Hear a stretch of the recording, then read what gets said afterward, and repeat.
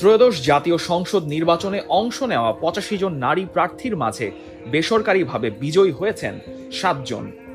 ব্রাহ্মণবাড়িয়া ২ আসনের স্বতন্ত্র প্রার্থী রুমিন ফারহানাকে ১,১৭,৪৯৫ ভোটে বেসরকারিভাবে বিজয়ী ঘোষণা করা হয়েছে। তিনি বিএনপি জোটের প্রার্থী জমিয়তে উলামায়ের জুনায়েদ আল হাবিবের চেয়ে ৩৭,৫৬৮ ভোট বেশি পেয়েছেন। সিলেট ২ আসনে ৭৯,৩২১ ভোটের ব্যবধানে বেসরকারিভাবে জয়ী ঘোষণা করা হয়েছে তাহসিনা রুশদীর লুনাকে। তিনি বিএনপির গুম হওয়া নেতা এম ইলিয়াস আলীর স্ত্রী।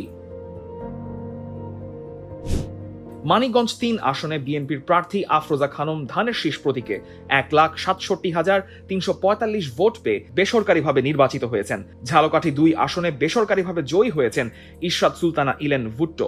ধানের শীষ প্রতীকে তিনি পেয়েছেন ১,১৩,১০০ ভোট। তার নিকটতম প্রতিদ্বন্দ্বী ছিলেন জামায়াতের প্রার্থী এস এম নেয়ামুল করিম।